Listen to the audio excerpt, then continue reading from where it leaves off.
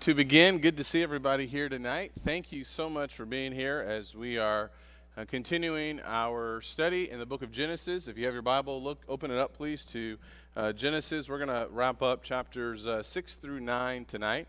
And if you have a copy of the workbook, we're going to move into lesson number 9, which is on page number 19. We are on track with respect to our lessons each week. If you recall, we're doing a 6-month study. The first quarter is going to be over here in a few short weeks, but we're going to continue this on for another 3 months. So we'll get through the rest of Genesis, Lord willing, in time. So thank you very much for being here. We're going to talk a little bit more about the flood tonight. Just a couple of thoughts. Number one, be mindful that we have our upcoming gospel meeting, Lord willing, April 5th through the 8th with Caleb Churchill. And if you look at the handout here, there are going to be multiple studies taking place Monday, Tuesday, and Wednesday in the morning time at 10:30. And then we'll be meeting in the evening time, Monday, Tuesday, and Wednesday at 7:30. So let's do all we can to attend all the services if we can. And Lord willing, Caleb is going to be teaching the Devo that Saturday as well. So we'll keep him pretty busy here. So looking forward to having him here as well. All right, let's begin with prayer. Let's pray. Holy Father in heaven, we are thankful that we can spend some time together tonight as we wrap up our evening, looking into your word again, and again seeing and being reminded of your great power. We pray at this time, Heavenly Father, that you'll continue to be with all of us, continue to bless us, continue to watch over us, and help us, Father, to continue to give you glory. We know, Father, that it is possible for man to walk with you as Enoch did, and as Noah did, and even as Abraham did. We pray, Father, that you will help us to continue to draw closer to you every day. Help us, Father, to be a difference in the world like Noah was, and help us, Father, to never be ashamed of who we are through you and through your Son. Be with those at this time who are not here, who may be sick or suffering with something else. We pray that you will bless them at this time. In Jesus' name we pray. Amen. Well, the bad news is it feels like the days are moving a lot faster. Anybody else feel like that? Feel that way? It's like, man, I can't believe the day is almost over. The good news is driving here tonight, it's still light outside. To me, I just felt better, just like there's something a little bit different. So we'll get adjusted, hopefully, to the time change. So we've been looking at the book of Genesis here, and we're going to pick back up in the middle of the story. We got through most of lesson number 8 here. I want to begin by just asking a couple of questions to you all this evening as we dive into our lesson. So we know that the Israelites would have been familiar with the book of Genesis, and just thinking about what we have read, we've asked you to read outside of class. We don't have time to read all of the chapters in class, but just considering what we have already read, what are going to be some of the big themes up until this point, to the end of chapter 9? What might be some of the big themes that Israel would take away as they're reading from this first book of the law in Genesis 1 through 9? What's going to stand out to them? And it could be a variety of things. What do you think is going to come to mind? Yes? God takes sin seriously. God takes sin seriously. Yeah, that's going to be something that should jump off the pages very quickly. What else? God will deliver if we just trust and obey. Yeah, absolutely. Yeah, the story of Noah is a great example of the faithfulness of God, the fact that God is going to deliver. What else? What else might pop off the pages? Do you have your hand up or just scratching your head? Okay. All right. Sorry. All right. Anyone else? That's it. Only 2 things. Go ahead, brother. Yeah, God's power. He spoke everything into existence, right? And the power to destroy the world, and the power to make the waters recede. So certainly that would stand out. Go ahead. I would say it's compassion, Absolutely. Yeah. How so? Real quickly. particularly with the flood. He didn't have to do anything. He could have just all been destroyed the states, but instead there was an opportunity for those who were faithful. So I feel like he was shown a lot of compassion and made that vow to never restore the earth again in that way. Yeah, absolutely. And Noah and his family is going to be preserved. What else? Push kind of goes hand in hand with everlasting love. And we're always trying to find, even a small, Yeah, those who are seeking to follow him, those who are seeking to obey him. Good. So as you think about reading this, we're reading this from the approach or from the standpoint of the Israelites as they're reading this and what they're going to learn about God and what they're going to learn about their history as well. And so you guys mentioned many of the things that that I was thinking about. Something else that's big as well is the journey. Remember, the Israelites, they're in the wilderness and they're on a journey. They're they're trying to get to a destination. And so when you look at all the things that are taking place, God has been with those who are walking with him, those who are trusting in him along the way. And I think Noah and the story of Noah is just another powerful example of that. And so what I did here, and something happened with the slides. I don't know, guys, if you can, these were originally black slides. If you can change them so the font is white so we can see them a little bit better. All I did here with these slides, just to start off with, there are a number of passages all throughout the New Testament that remind us of Noah. And I had these slides up last week, and I just wanted to share them again just for the standpoint of the New Testament writers spoke a great deal about Noah.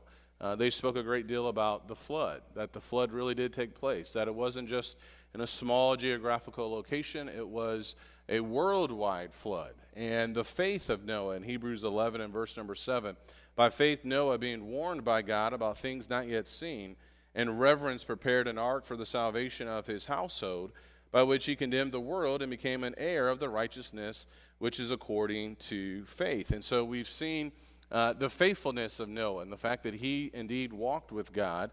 And that becomes important as you just kind of think about some of the things that that we're going to continue to see. There certainly is an emphasis upon those who are faithfully walking with God. If we get the slides back up, and if not, that's fine, we can just move on. I just wanted to just share a couple of things with the time references. We get a lot of details in chapter 6, 7, 8, and 9. We talked about the 120 years in chapter 6 and verse number 3, which seems to be pointing to the amount of time before the flood would come. How old was Noah when the flood took place? He's 600 years old, and then by the time he gets off the ark, he's going to be how old?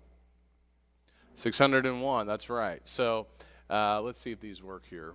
You can, there we go. So we had talked a little bit about, too, these time markers. This was earlier in the class. These are the generations of the heavens and earth, or the generations of Noah, and we're going to continue to see this. And so we're going to wrap up the generations of Noah, or the big story of Noah here in lesson number 9 that we're going to get to. One of the things I just thought was interesting is just kind of walking through the details that are given to us in these chapters. So it was the 600th year, the 2nd month, the 17th day that the flood began. And the flood came upon the earth for a span of 40 days. The water prevailed upon the earth for 150 days. And then in chapter 8, the water begins to recede steadily from the earth, and it begins to decrease. And so there, we're at the 7th month, the 17th day, and now we see the ark resting upon the mountains of Ararat. And lots of questions about where the ark is today. Obviously, none of that information is given to us, and I don't believe people have found the ark, but people are certainly searching for the ark, and that's not the emphasis. What we're seeing here is Noah and his family, God preserved them. He saved them. And through their obedience and faithfulness, they're the only ones, him, his wife, and his sons and their wives. And so at the end of 40 days, Noah opened up the window of the ark. And I think sometimes even with some of the photos that we may see, and maybe even in Bible classes and things like that, people have questions about how big was the window. And so he's going to open this window up, and he's trying to figure out, okay, what's going on out there. And so Genesis chapter 8 and verse number 10, he waits another 7 days. In verse number 12, let's just read that in Genesis 8 and verse number 6. It says, "Then it came about at the end of 40 days that Noah opened the window of the ark which he had made. And he sent out a raven, and it flew here and there until the water was dried up from the earth. Then he sent out a dove from him to see if the water was abated from the face of the land. But the dove found no resting place for the sole of her foot. So she returned to him into the ark, for the water was on the surface of all the earth. Then he put out his hand and took her and brought her into the ark to himself. So he waited another 7 days, and again he sent out the dove from the ark. The dove came back toward evening, and behold, in her beak was a freshly picked olive leaf. So Noah knew that the water was abated from the earth. Then he waited yet another 7 days and sent out the dove, and she did not return to him again. And so when you get down to verse number 13, now it came about in the 601st year, in the first month, on the first of the month, the water was dried up from the earth. Then Noah removed the covering of the ark and looked, and behold, the surface of the ground was dried up. In the second month, on the 27th day of the month, the earth was dry. Then God spoke to Noah, saying, Go out of the ark, and your wife, and your sons wives with you. So just as God had told Noah back in chapter 7 and verse 1, he said, Enter the ark, you and all your household, for you alone I have seen to be righteous before me in this time. And he gave him instructions. God told him to go into the ark. God's going to seal them up there in the ark. And now he's telling them, okay, now it's time for you to go out of the ark. And so that's what Noah would do. So it's interesting looking at the different the time references and the information that we have. All of this is given to us for a reason, and it helps us to see obviously the magnitude of what took place with this worldwide flood and what was taking place. So it's just something good to kind of think about and to go through. And we find Noah and his family. They're gonna get out of the ark, and that's where we're gonna kind of pick up the story. So as you think about what's taking place here, we ended on lesson number 8, the last two questions. And if you look in your Bible here, after, and we're going to come back and hit some of these other thoughts from chapter 8. The workbook is really designed to emphasize certain thoughts here. So we'll kind of go back and forth. Lesson number 8, question number 14. It's a very long question. It says, we don't know exactly what Ham did that warranted the curse of Canaan. Well, that's really not important. This story isn't to explain a sin we need to avoid. So he's talking about this story or this event that took place here in Genesis chapter 9. Let's pick up the story in verse number 19. The Bible says in Genesis 9 and verse number 19, these three, Ham, Japheth, and Shem, that are mentioned back in verse 18, were the sons of Noah, and from these the whole earth was populated. Then Noah began farming and planted a vineyard. He drank of the wine and became drunk and uncovered himself inside his tent. Ham, the father of Canaan, saw the nakedness of his father and told his two brothers outside. But Shem and Japheth took a garment and laid it upon both their shoulders and walked backward and covered the nakedness of their father, and their faces were turned away, so that they did not see their father's nakedness. When Noah awoke from his wine, he knew what his youngest son had done to him. So he said, Cursed be Canaan, a servant of servants. He shall be to his brothers. He also said, Blessed be the Lord, the God of Shem, and let Canaan be his servant. May God enlarge Japheth, and let him dwell in the tents of Shem. And let Canaan be his servant. Noah lived 350 years after the flood. That's a long life. So all the days of Noah were 950 years, and he died. So certainly there are some questions about, the sin of what happened with Ham and what he did or what he saw. And just reading up on this, there are lots of different thoughts that are out there as well. But if you're the Israelites and you're reading this part of the story here, and certainly there's lots of other application that we can make as well with respect to drinking and drunkenness and things like that. But if you're the Israelites and you're reading this story, what might be the big thing that they're going to take away from this? Or why might this part of the story be added for them to read from their perspective? What comes to mind? Go ahead. Those would be descendants of Canaan, God cursed Canaan essentially. They would be servants of the Israelites. The Israelites are about to go into Canaan and be intimidated by them. Yeah, so I think that's the biggest point here, that you look at what's going to happen here. The Israelites are going to come from the descendants of Shem. And when you look at what's said here in verse number 26, Blessed be the Lord, the God of Shem, and let Canaan be his servant. When you get to chapter 10, Ham is going to have a son named Canaan, and obviously the descendants of his son, those are going to be those individuals that the Israelites are going to face, as Brother Schleybaugh just mentioned. And so as you think about this story here and why it would be so important for them, is I think helping them to understand their status or their role, the fact that God is with them and he's going to bless them. And we find this going all the way back here as a result of what Ham did when he saw the nakedness of his father, or just seeing the nakedness of his father. And again, there's lots of questions about that. But I think that's the big point, or the big take home that the Israelites are going to be, that they need to be mindful of and that they need to remember. Any additional thoughts or questions with that? All right, so look at the last question, question number 15 on page number 18. And this is going to take us to the New Testament. Look over in 2 Peter chapter 3. In 2 Peter chapter 3, and what I did at the last week and what I had in some of the slides here, you have mention of Noah and you have mention of the flood throughout the New Testament. And so the question is, what does Peter claim this universal judgment by flood means for us according to 2 Peter 3? So what are some big thoughts that you take away, or that we can take away here from 2 Peter chapter 3? And what might we be able to get out of this as well by this universal judgment that took place in the days of Noah? What do you guys think?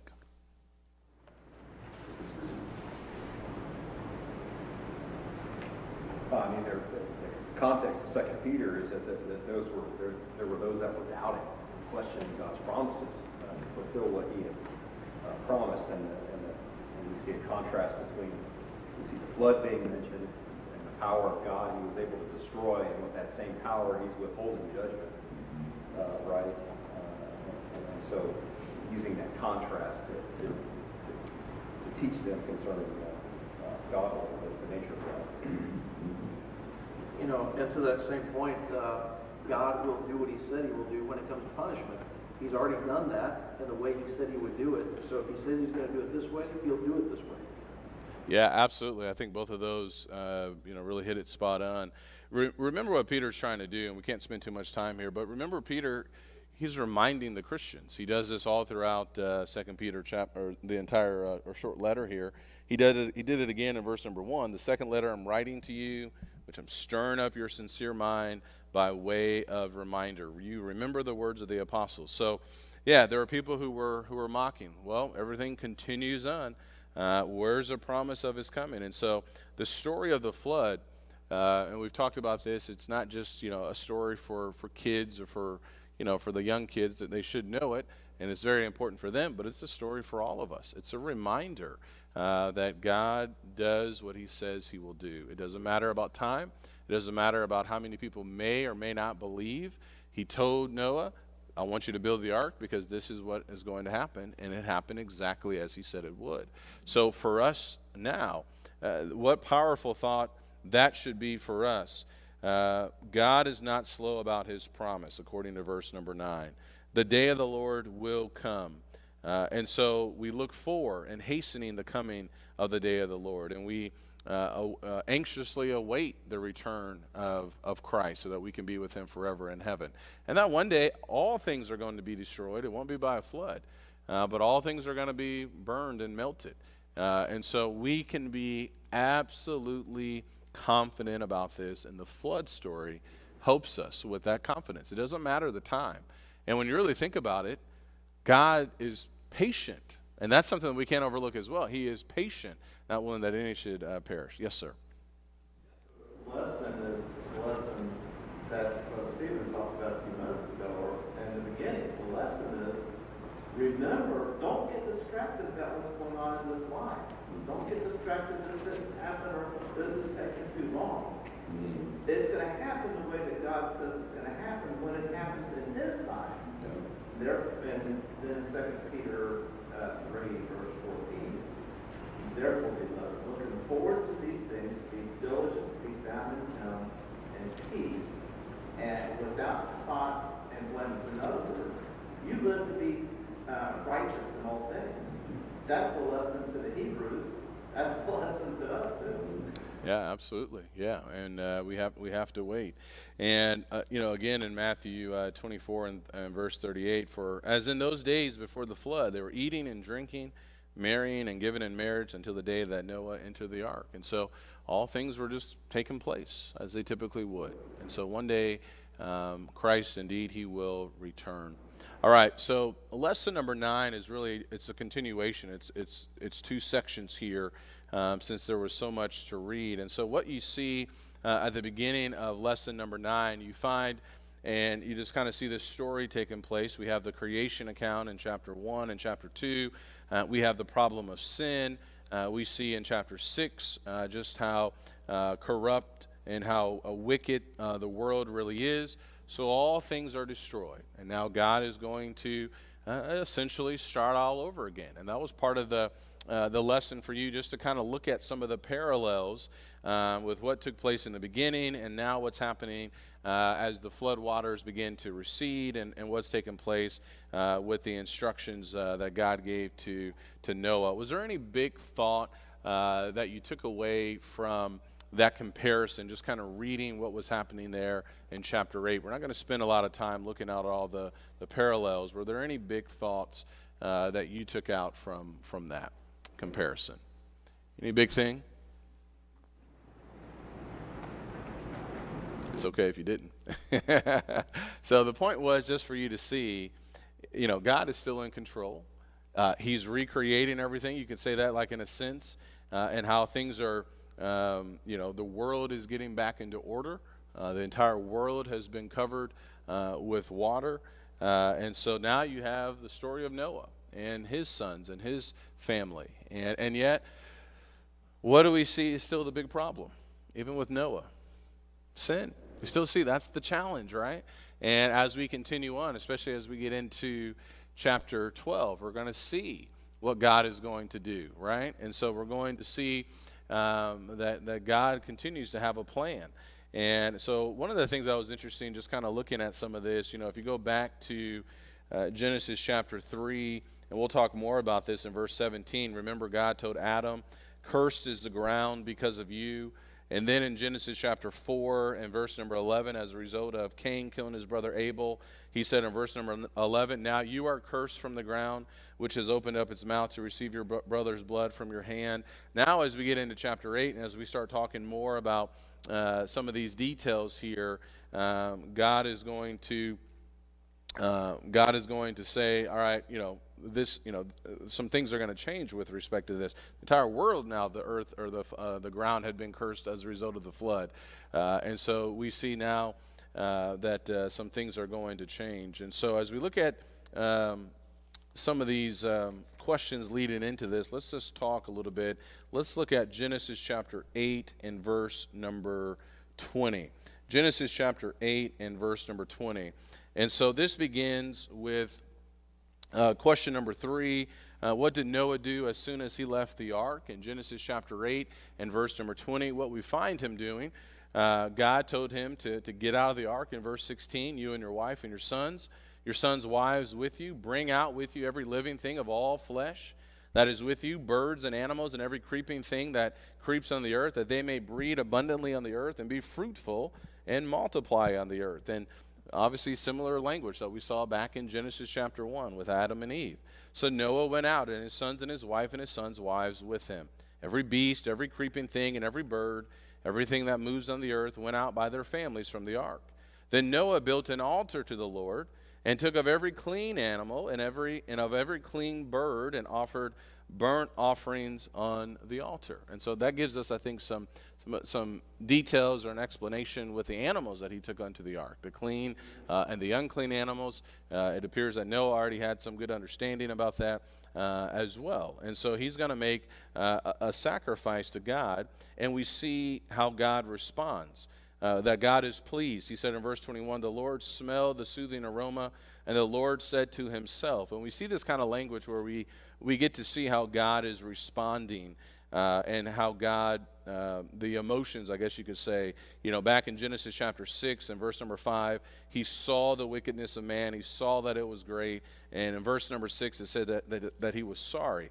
So now we see here that he smelled the soothing aroma in verse number 21, and the Lord said to himself, to his heart, I will never again curse the ground on account of man. And that's why I wanted to show those verses earlier, like in Genesis 3, verse 17, and then chapter 4, and then the flood, obviously destroying everything. So he says, I will never again curse the ground on account of man, for the intent of man's heart is evil from his youth. And I will never again destroy every living thing as I have done. Did I see a hand up? Was a hand up? No? Okay, so what we find here is Noah making a sacrifice to God. And no doubt this, I think you could say it would be a sacrifice of thanksgiving. Remember back in chapter 8, God remembered Noah. He followed through with what he said he was going to do. He preserved Noah and his family as well. And so that gives us some more insight of Noah and the fact that he walked with God. And immediately what he's doing, he's making this sacrifice or offering to God. Comments or questions about that before we move on? All right, so let's look at the next question here. Question number 4. And this takes us to Genesis chapter 9, so we're skipping around a little bit. Look at chapter 9, beginning at verse number 8, and we'll touch on the earlier part of the chapter and come back to this as well. What did God do with Noah as soon as he got off the ark? So what we find here in Genesis chapter 9, beginning in verse number 8, and let's read this because there's great significance to it. Then God spoke to Noah and to his sons with him, saying, Now behold, I myself do establish my covenant with you and with your descendants after you, and with every living creature that is with you, the birds, the cattle, and every beast of the earth with you. Of all that comes out of the ark, even every beast of the earth. I establish my covenant with you, and all flesh shall never again be cut off by the water of the flood. Neither shall there be again a flood to destroy the earth. That's a good thing to remember. Now, we have storms and a variety of natural catastrophes that take place that do take lives, but the earth is never going to be destroyed again by a flood. God said, This is the sign of the covenant which I am making between me and you and every living creature that is with you for all successive generations. I set my bow in the cloud, and it shall be for a sign of a covenant between me and the earth. It shall come about when I bring a cloud over the earth that the bow will be seen in the cloud, and I will remember my covenant. And I think that's the same language in chapter 8, verses 1 and 2. Then God remembered Noah, which is between me and you and every living creature of all flesh. And never again shall the water become a flood to destroy all flesh. When the bow is in the cloud, then I will look upon it to remember the everlasting covenant between God and every living creature of all flesh that is on the earth. And God said to Noah, This is the sign of the covenant which I have established between me and all flesh that is on the earth. So it's a powerful thought of what God has established, and what do we know even today? It's still true. And do you still get excited when you see a rainbow? Or maybe like a double rainbow? I know we move kind of fast in our world and our lives, but it's another reminder that God is faithful, that his word we can always count on.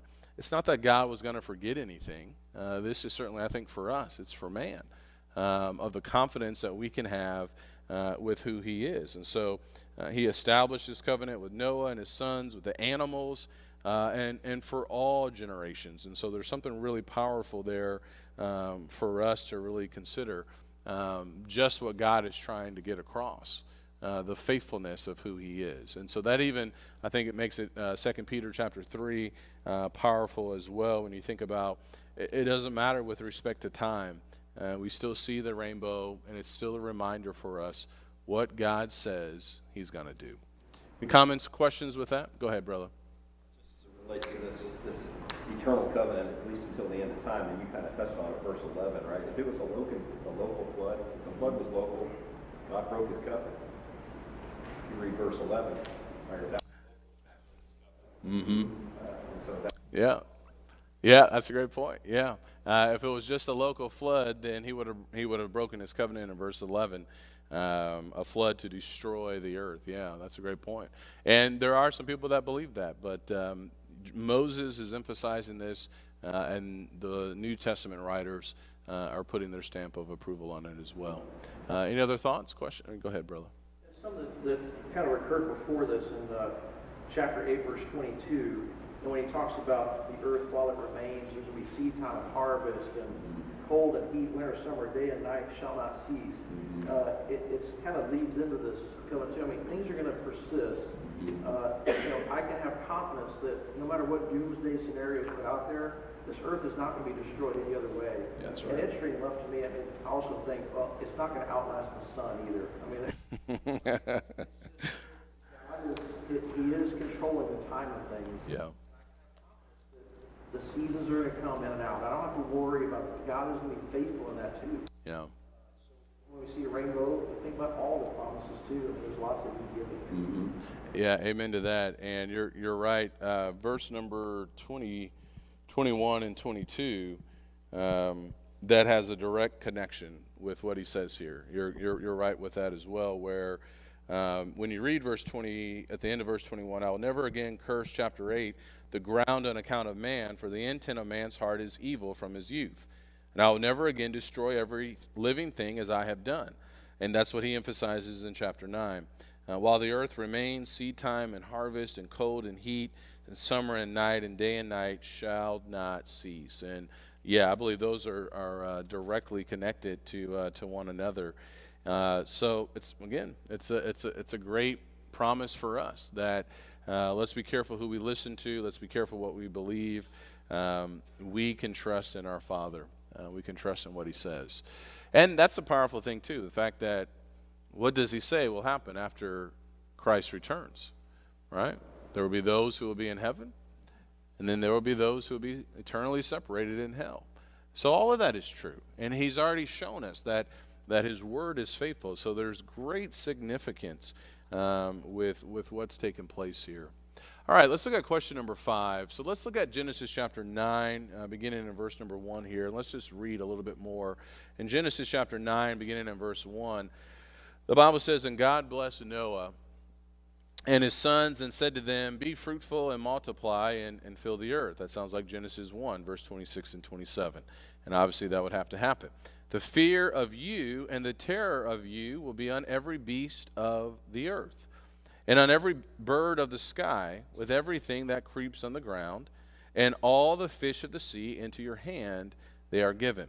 So that's interesting language. The fear of you and the terror of you will be on every beast of the earth. And it seems like he's trying to emphasize, again, that man is going to have dominion.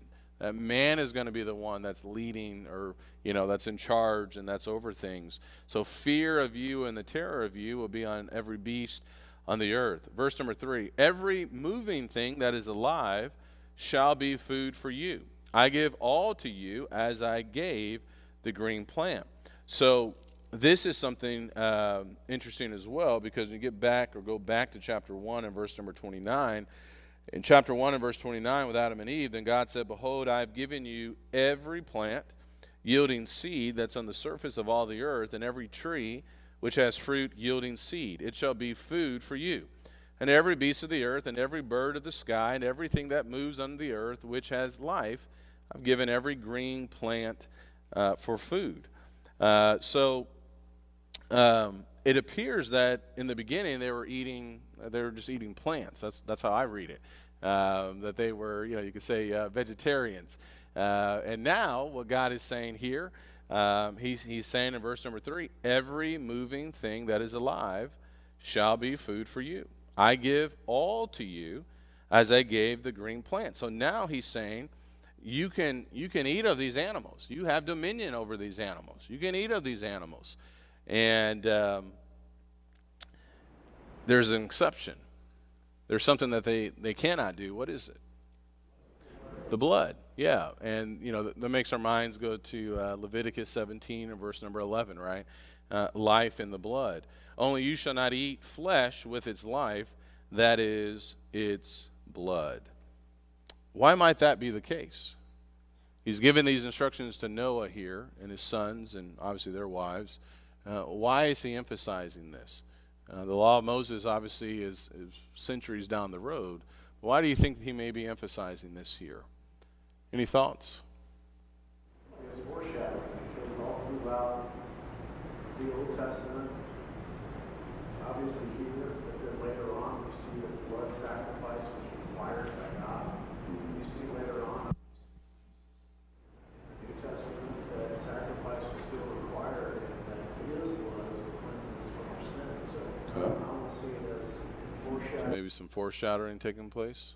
Yeah. Okay. Yes, sir. Question than a comment, but back in the early parts of chapter 7, verse 2 and 3, John distinguished between clean and unclean animals, and then here in chapter 9, he's saying that all these living creatures would be food, whereas the Israelites would not eat all living creatures. It was the clean animals they would eat. I'm not sure I understand the reason that there was a distinction here, other than what the readers would understand, the Israelites, when they read these texts, and understand clean and unclean, and what's proper. I don't know if you have any. Sure. Well, I think that could be the case, absolutely. My thought has been, just reading this, and I'm not dogmatic on it, but my thought has been, when you get to chapter 8 and verse 20, where it says, then Noah built an altar to the Lord and took of every clean animal. So there seems to be, maybe that's why there was this distinction. It's not to say that the unclean animals were just no longer any good, but when it came to those sacrifices for God, there's an emphasis upon on the clean animals.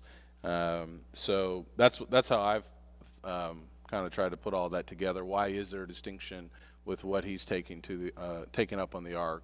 And that's the first thing that he does when he gets off the ark. So that's been my thought on that. And certainly we get all the details and the restrictions, or the Israelites would, right, in the law of Moses. So that's my thought on that. It seems to know if he needed any animals. Yeah, it does. Yeah, and so to me too, that's what I'm saying. It appears maybe it was just more so for what was going to be sacrificed to God, that he could eat of all the animals. So there doesn't appear to be this restriction, at least in the days of Noah, with the animals and what they could eat. And then even when we get to Mark chapter 7, what Jesus talks about there, right, with food and things like that. So yeah, there doesn't appear to be a distinction. He says, verse number 3 of chapter 9, every moving thing that is alive shall be food for you. I give all to you as I gave the green plant. I heard something that I thought was kind of interesting about, the emphasis, and we can't spend too much more time on it, but in verse number 3, I'm wondering, and just looking at what he's going to say later on, go ahead. What he's going to say later on, I'm wondering if God is trying to help man to understand that there needs to be a distinction between them and animals. When animals eat animals, what do? What do they eat? I mean, they're gonna eat all of it, right? They're gonna eat the blood and everything. And so maybe he's just trying to emphasize, you're not animals, and there's still this distinction between you and these animals. And then that's why later on he's going to talk about who's made in the image of God, man. So there seems to be this continual emphasis upon man being distinct. He has dominion in those first 2 verses, or first 3 verses. He can even kill the animals. But even if an animal kills a man, what's the consequence? That animal's got to be put down. So there seems to be this distinction that's being made. So maybe that's why we have some of that there as well. Yes, sir. I wouldn't be dogmatic about this either, but to me it also has a tendency for us to be able to understand how valuable life is. Absolutely. The life of an animal, the life of a human, just life itself is precious. And so to not eat something with its blood is respecting the life that was there. Absolutely, yeah. And I think we definitely see that. And yeah, that emphasis upon the life of man. Yeah. Yes, sir. Here in the text, Genesis 9 and verse 5, surely your lifeblood I will demand a reckoning from the hand of every beast. There's that emphasis on, and it's interesting that the translation uses lifeblood there. And also the idea, the same idea is given when Cain killed his brother. In chapter 4 and verses, what is it, verse 10, 11, the idea of what they've done, he has spilt his brother's blood. Yeah. Yeah, I think that's a great point. You made me think about as well Lamech. Remember in chapter 4, what did Lamech do? Real quickly, what did he do in chapter 4? Killed a man, right? He killed a man, a boy, for striking him, and he said, if Cain is avenged sevenfold, then Lamech 70 sevenfold. And so clearly, what we see here also is the emphasis upon the importance of life and the consequences, right? Of you take someone's life. If an animal takes a man's life, there's going to be this requirement. Whoever sheds man's blood, by man his blood shall be shed. For in the image of God he made man. As for you, be fruitful and multiply, populate the earth abundantly and multiply in it. And so I think this is a really powerful text as well, just seeing the significance of life and what would be required when those things happen. And that also helps us see just how bad Lamech was, how he's setting the tone of, well, yeah, I took this man's life, but no one's going to touch mine. So just some interesting thoughts there. Any other thoughts or questions before we move on? So we get these details here. So let's, oh, yes, ma'am. I mean, to Kyle's point, the Israelites were told to be clean. Mm-hmm. Acts 10, 12, where Peter had that vision. God told him, Peter told God that he had not eaten anything unclean. And of course, again, the second time he said, God, what God has cleansed, you must not call common.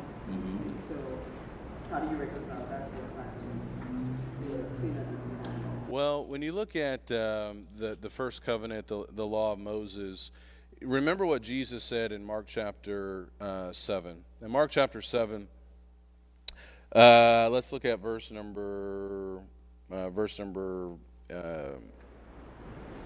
14. Mark 7 and verse number 14. After he called the crowd to him again, he began saying to them, listen to me, all of you, and understand, there is nothing outside the man which can defile him if it goes into him. But the things which proceed out of the man are what defile the man. If anyone has ears to hear, let him hear. When he had left the crowd and entered the house, his disciples questioned him about the parable. And he said to them, are you so lacking in understanding also? Do you not understand that whatever goes into the man from outside cannot defile him? Because it does not go into his heart, but into his stomach, and is eliminated.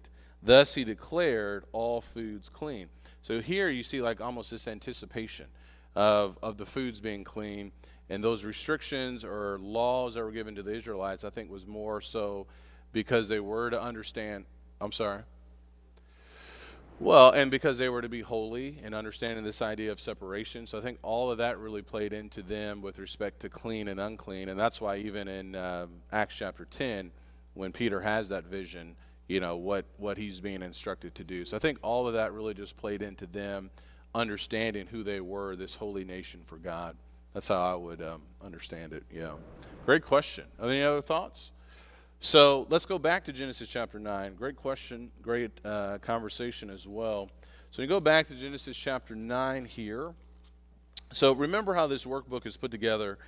On page number 19, he's looking at the original audience, and he's going to start talking about the Jews and how they had been delivered from Egypt. So we know, and this is leading us somewhere as we start looking at these questions. How had the Israelites or the wilderness wandering Jews been delivered from Egypt? So that takes us obviously to the story in Exodus, right? And how God had performed miracles, and ultimately they were delivered through the Red Sea. They walked through the Red Sea. He safely delivered them, and their enemies were consumed by the water. And so I think what he's trying to get at here is God and what he's doing, and the fact that God is with them. And just as Noah, you have water as well, and God has preserved him and saved his family through the ark. So what we find as we move forward here, we only have 2 minutes left. This is what Moses is really going to be emphasizing in the rest of the story. And I really liked what the author did here at the end, and we'll pick this up. We're on schedule. We're not behind. We'll have to move a little bit faster next week for lesson 10, but we're on schedule right now. So let me just stop here. Since we only have 2 minutes left, I'm trying my best not just to kind of rush the last 2 minutes. So first, let me ask, are there any questions from Genesis chapter 6 through chapter 9? Which may be a bad idea because now we only have about 1 minute and 40 seconds left. But are there any questions? Go ahead, brother. Comment I thought about, Okay. Trish's comment, the letter that was circulated, they were told to abstain from blood. Yeah. Still, there's respect for life. I mean, it That's right. still persists, not that we're under the old law. Yeah. Absolutely. There's still respect for life. That's what the comment was made. Acts chapter 15, the letter sent out to the Gentile Christians. And that's why I think it's so, that distinction between man and even with animals. There's still something unique with us, and yeah, respect for life. Any other questions, comments? So let me ask you this with the time that we have left. What is one big thought, one key takeaway from these chapters for you? We got to move fast. Genesis 6, 7, 8, and 9. And we've read them. You've read them for years, I'm sure. What's sticking with it? Go ahead, brother. Those are patient and enduring through difficult times like Noah was. He went through a long period of time building that ark, and in the end, God's promises failed. Yeah. Yeah, absolutely. Yeah, God's promises. I think that's just one of the biggest things. What do we often struggle with in our lives? Trust. Is God really going to come through? Can I really count on him? Nothing's going on the way at least I think it should be. 120 years of making an ark. That's a long time. And that's a lot of faith. So we'll stop here. We'll finish this up, Lord willing, next week. Look at lesson number 10, which is going to be Genesis 10 through 14. All right, thank you.